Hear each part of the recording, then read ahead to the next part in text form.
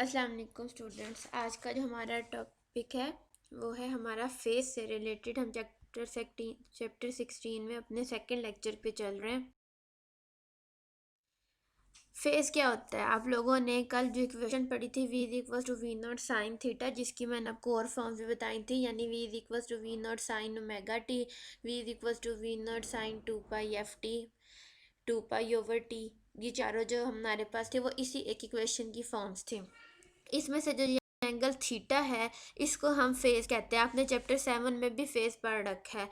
आपको पता है कि एंगल थीटा में बहुत सी चीज़ें एक्सप्लेन करता है, लेकिन यहाँ पर जो हम ये फेज यानी जो थीटा लेते हैं ये क्या करता है, ये हमें बताता है इंस्टेंटेनियस वैल्यू, वोल्टेज की हो या करंट की हो। मतलब मेरे पास वही बेटे, आप अपने जहन में वही बेटे एसी जनरेटर को लेकर आए, उसको हम लोग रोटेट करवा रहे हैं। वो पहले एंगल उसका ज़ीरो था, तो हम यहाँ पे साइन ज़ीरो पुट करेंगे तो हमारे पास ज़ीरो आ जाएगा, टोटल आंसर ज़ीरो आ जाएगा।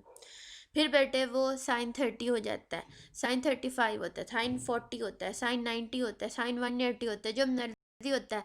ये साइन डिसाइड करता है कि इस वक्त इंस्टेंटेनियस वैल्यू कितनी होनी है। ठीक है, तो इंस्टेंटेनियस का मतलब होता है किसी एक लम्हे पर जो वैल्यू होती है। तो जो थीटा है वो इस चीज़ को डिस्क्राइब करता है कि इस लम्हे पर इस वैल्यू इस जगह पर यानी इस थीटा के ऊपर ये वैल्यू अल्टरनेटिंग वोल्टेज की या करंट की मौजूद है, और इस थीटा को ही हम फेज कहते हैं। इसमें फर्दर बेटे हमारे पास दो क्लासिफिकेशन है, in phase and out of phase. In phase की जो बेटे फिगर साइड पर आपको नज़र आ रही है, इन फेज का मतलब होता है कि कोई दो वेव्स हो। जिस तरह फॉर एग्जांपल मैं आप ये समझ लो कि एक ये एसी वोल्टेज की और एक ये एसी करंट की है।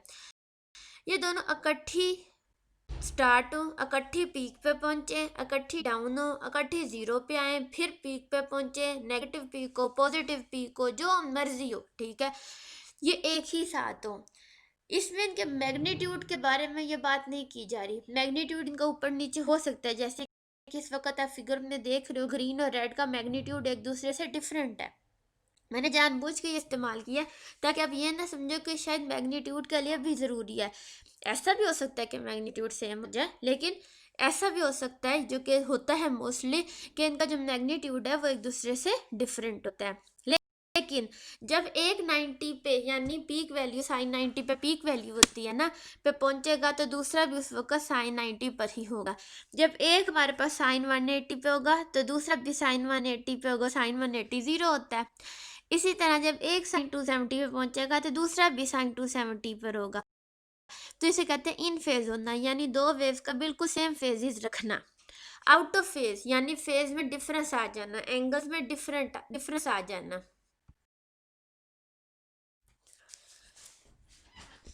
उसमें आउट ऑफ फेज में बेटे आगे हमारे पास दो चीज़ें होती हैं, एक हम कहते हैं फेज लीड, एक हम कहते हैं फेज लैग।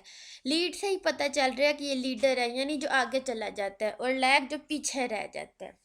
इसको बेटे मैं आप लोगों को इस फिगर से समझाती हूँ। आप लोगों को यहाँ पर दो वेव्स नज़र आ रही हैं, एक रेड है एक ग्रीन है। ठीक है, जो रेड वेव है उसको ज़रा देखे बेटे, वो पाई/2 यानी 90 से शुरू हो रही है। साइन 90 पे हमारे पास मैक्सिमम वैल्यू होती है। ठीक है, जबकि उसी के मुकाबले पे उस पॉइंट पर जो ग्रीन वाली है वो अभी स्टार्ट हो रही है, वो साइन जीरो पे, और इस जगह पर उसकी जीरो वैल्यू होगी। तो रेड वाले के पास इस जगह बेटे 90 वैल्यू, यानी 90 की वजह से पीक वैल्यू 1 है। ठीक है, और जो ग्रीन वाली है उसके पास इस वक्त यानी जो हमारा बिल्कुल पहला पॉइंट है, तब जो साइन जीरो है और उसकी वैल्यू ज़ीरो है। ठीक है, तो इसका मतलब ये हुआ कि जो ग्रीन वाली है अभी वो ज़ीरो पे ही खड़ी है, और जो रेड वाली है वो तो 90 पे भी पहुंच गई है। ठीक है, तो वो उससे 90 डिग्री आगे निकल गई, तो रेड वाली यहाँ पर लीड कर रही है और ग्रीन वाली यहाँ पर लैग कर रही है। इससे नेक्स्ट पॉइंट को देखते हैं। रेड वाली जो सी है वो अपना पाई पे पहुंच गई है, साइन 180, एंड साइन 180 की जो वैल्यू होती है वो ज़ीरो होती है। ठीक है, और उस वक्त जो हमारी ग्रीन वाली है वो साइन 90 पे पहुंची है, तो उसकी पीक वैल्यू आई हुई है। तो हर पॉइंट पर हम पाई/2 से इन दोनों के अंदर डिफरेंस देख सकते हैं। यहाँ पर जो मुकाबला है वो फेज का मुकाबला है कि पहले कौन 360 पे पहुंचेगा। ठीक हो गया, यानी कौन 0 से शुरू हुआ होगा और 360 पे पहले कौन पहुंचेगा। तो हमारे पास यहाँ पे जो रेड है वो लीडर है, क्योंकि बेटे जब हमारी जो रेड है वो 2 पाई पे पहुंच चुकी है, उस वक्त ग्रीन वाली 270 पे भी पहुंची है। तो इसका मतलब यह है कि रेड वाली लीड कर रही है ग्रीन वाली से बाय 90 डिग्रीज। तो इसे कहते हैं फेज लीड करना। ये बेटे फेज लैग के और लीड के लिए एक और मैंने एग्जांपल देखी है। यहाँ पर अगर हम लोग देखें तो ग्रीन वाली अपने 0 पे है, जब रेड वाली बेटे अपने 270 पे है। एकदम से ऐसे महसूस होगा आपको कि यार तो 270 पे तो बहुत आगे निकल गई है, ऐसा नहीं है। अगर आप लोगों को याद हो तो जो आप लोगों ने 7 चैप्टर पे साइन वेव का एक कंपैरिजन पढ़ा था सर्कल के साथ सिंपल हार्मोनिक मोशन के अंदर, वहाँ पर आपने देखा था कि जो सर्कल के 4 क्वाड्रेंट्स होते हैं उनको बेटे उनका जो पहला क्वाड्रेंट होता है वो 0 से 90, सेकंड क्वाड्रेंट 90 से 180, थर्ड क्वाड्रेंट 180 से 270, फोर्थ क्वाड्रेंट 270 से 360 होता है। ठीक हो गया। अब यहाँ पर ये सिचुएशन है हमारे पास कि समझ ले दो बच्चे हैं वो रेस में, ठीक है, और उन्होंने गोल घूम के रेस करनी है। ठीक है, अब उसमें से जो पहला बच्चा है वो अपने फर्स्ट क्वाड्रेंट यानी अपने पॉजिटिव एक्स एक्सिस पे खड़ा हुआ है। जिस तरह के को पता है कि हम पॉजिटिव एक्स एक्सिस को अपना रेफरेंस मानते हैं फॉर थीटास, वो वहाँ खड़ा है, वो वहाँ से भागेगा। और एक बच्चा बेटे 270 यानी बेटे वो थर्ड क्वाड्रेंट में खड़ा है, वो पीछे खड़ा है, वो पहले 0 पे आएगा और फिर उसकी रेस शुरू होगी। बात समझ आई। तो ये यहाँ पर ये इस तरह की वेव देखकर एकदम कंफ्यूजन ज़रूर हो जाती है कि शायद ये ग्रीन वाली जीती है, ये ग्रीन सॉरी रेड वाली जीती है, जबकि ऐसा नहीं है।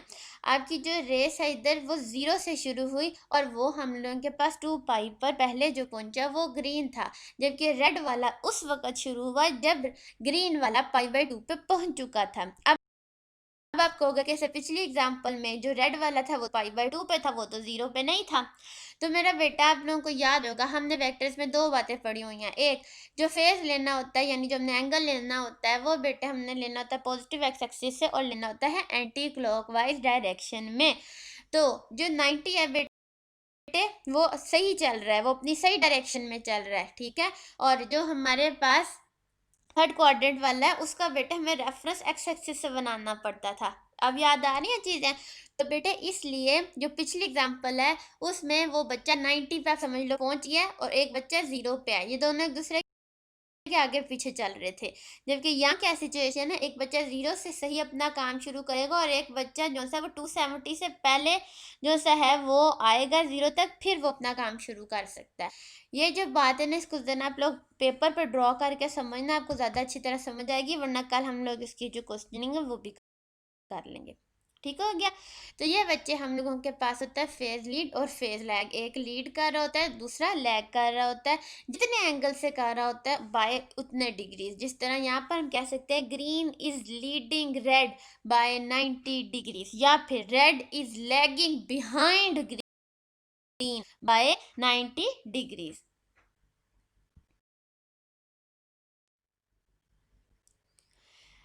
बेटे जो हम लोगों के पास ये चीज़ है इसको हम लोग जो ये वेव फॉर्म बनाते हैं, इस वेव फॉर्म को बच्चे हम लोग वेक्टर रिप्रेजेंटेशन से भी शो कर सकते हैं। इसको बेटे हम फेजर डायग्राम भी कहते हैं कि ये जी फेजर डायग्राम है। ये बेटे की एग्जांपल है, इसको आपने समझना है। हम लोगों ने बेटे जब भी ये वेक्टर डायग्राम बनानी होती है तो उसमें हमने सबसे पहले जो चीज़ लेनी होती है वो ये है कि इन वेक्टर्स की लेंथ कितनी लेनी है। तो बेटे इन वेक्टर्स की जो लेंथ है वो हम वी नोट यानी पीक वैल्यू या वी आर एम एस जो हमारे पास होती है एसी वोल्टेज की वैल्यू, उन दोनों में से कोई एक लेते हैं, यानी जो भी अवेलेबल हो। जैसे इस वक्त हम लोगों के पास अगर वी रूट मीन स्क्वायर मौजूद है तो हम वो इस्तेमाल कर लेंगे, अगर पीक मौजूद है तो हम वो इस्तेमाल कर लेंगे। ठीक है, बुक पे लिखा हुआ है its length on a certain scale represents the peak और RMS value of the alternating quantity. बेटे आप सब ग्राफ्स बनाना जानते हो। अब ऐसा तो नहीं हो सकता ना कि मैं 220 के 220 वोल्ट पेपर पे बना लूँ, तो मैं उसके लिए एक स्केलिंग करूँगी कि जी मेरे पास 50 वोल्ट जो से है वो 1 मीटर की या 1 सेंटीमीटर के इक्वल हैं, इस तरीके से। तो वो कह रहे हैं कि जो हम लोगों ने सबसे पहले जो ये वेक्टर्स बनाने हैं जो कि करंट और वोल्टेज का वेक्टर है, तो इसकी जो लेंथ होगी वो कोई चूजन स्केल के मुताबिक ली जाएगी, और हमने किस चीज़ के लिए लेनी है, या तो बेटे वो पीक वैल्यू हो या वो बेटे VRMS हो। फिर बेटे हम लोगों ने जो हॉरिजॉन्टल पे वैल्यू लेनी है वो होगी जो ज़ीरो पर हो और पॉजिटिव की तरफ जा रही हो। यहाँ पे बेटे दो टाइम्स के लिए ये किया गया है, मैंने जानबूझ के ये यूज़ किया है ताकि आप लोगों को बात समझ आए। सबसे पहले बेटे हम t is equal to zero पे देखते हैं, ठीक है। t is equal to zero पे जब हम देखते हैं तो वोल्टेज की वैल्यू ज़ीरो है, ठीक है, और वो 90 की तरफ जा रहा है, यानी वो पॉजिटिव की तरफ जा रहा है। तो हमने जो t is equal to zero है उसके लिए जो वोल्टेज है उसको हॉरिजॉन्टल ले लिया, और उसी पॉइंट पर जो हमारा करंट है बेटे जो रेड वाली वेव फॉर्म से शो किया गया है वो उससे पीछे है, 270 पे है। वो जो पिछली मैंने आपको बताई थी एग्जांपल, ये वही है, वो 270 पे है बेटे, वो उससे लैग कर रहा है। क्योंकि वो लैग कर रहा है तो बेटे लैग वाले को आप नीचे ड्रॉ करोगे नेगेटिव वाई एक्सिस पर। कितने से कर रहा है, π/2 से। तो ये हमारा बेटे वेक्टर बन गया, vector v is leading current, यानी जो हमने के पास रेड वाली थी बेटे बाय 90 डिग्रीज। इससे अगला जो पॉइंट है बेटे वो t/2 हो चुका है, सॉरी t/4 हो चुका है। t/4 पे जो हमारी करंट वाली वेव है यानी जो रेड वेव है बेटे वो अब ज़ीरो पे आ गई है। तो हमने इधर ज़ीरो पे यानी हॉरिजॉन्टल पर इसको ड्रॉ किया, देख लें हमने इसी को ड्रॉ किया, और उसके बाद हमने देखा वोल्टेज को। वोल्टेज इस वक्त 90 पे पहुंच चुका है, ठीक है, यानी उसका फेज 90 है, इसका फेज 0 है। वोल्टेज इज लीडिंग, तो बेटे हमने उसको ऊपर यानी पॉजिटिव वाई की तरफ ड्रॉ किया। इसी तरह आप हर पॉइंट के ऊपर वेक्टर रिप्रेजेंटेशन जो है वो इसकी ड्रॉ कर सकते हो। ये लिखा हुआ है आपकी बुक पे, it is in the horizontal position at any instant when the alternating quantity is zero and increasing positively। हमने horizontal पे उस वैल्यू को लेना है हर पॉइंट पे जो बचे हम लोगों के पास जो ज़ीरो पे होगा और पॉजिटिव की तरफ जा रहा होगा, ठीक हो गया, जिसका मैग्नीट्यूड ज़ीरो हुआ होगा और वो पॉजिटिव की तरफ जा रहा होगा, वो एक्स एक्सिस पे आएगा, दूसरा वाई पे आएगा। हमने ये देखना है कि क्या ये लीड कर रहा है या ये फिर लैग कर रहा है, ठीक हो गया।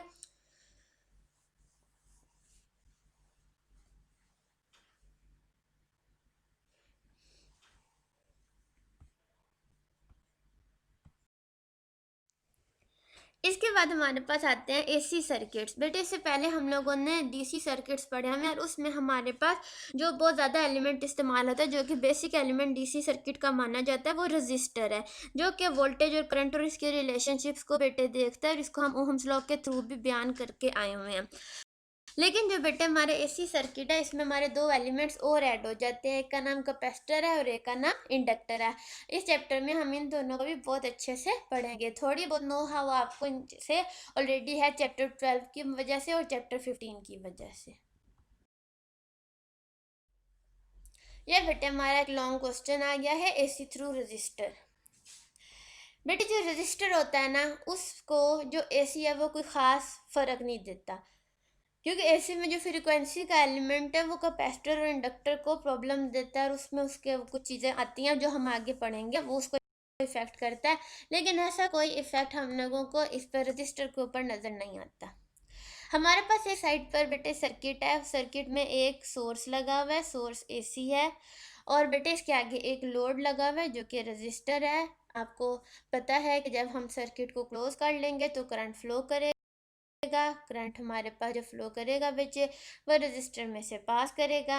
इधर जो बेटे क्योंकि ये AC है तो इसका जो इसकी इक्वेशन आएगी बेटे आएगी V is equal to V naught sine omega T. Resistor ohmic device है, वो इधर भी ओहम लॉ को बेटे ओबे करता है। ओहम लॉ है V is equal to IR, so I is equal to V/R। तो इस वजह से जो I है उसकी जो इक्वेशन है वो चेंज हो जाती है, क्योंकि V की value V naught sine omega T है, उसको पुट कर दें। V नॉट ओवर R बेटे हमारे पास करंट आएगा जो कि पीक करंट होगा, I is equal to I naught sine omega T. ये तो थी इसके अंदर जो छोटी सी एक्सप्रेशन दिए हुए थे वो।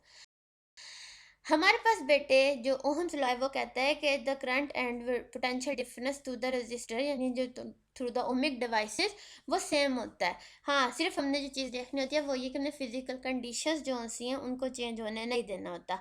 सेम चीज़ इधर आप ऑब्जर्व करते हो। यहाँ पर बेटे जैसे आप वोल्टेज लगाते हो यानी क्लोज करते हो सर्किट को, तो आपके पास करंट का फ्लो शुरू हो जाता है। ठीक है, इसमें बेटे जो वोल्टेज और करंट है वो इकट्ठे फेजिस पे चलते हैं, जो इन फेज की सिचुएशन है।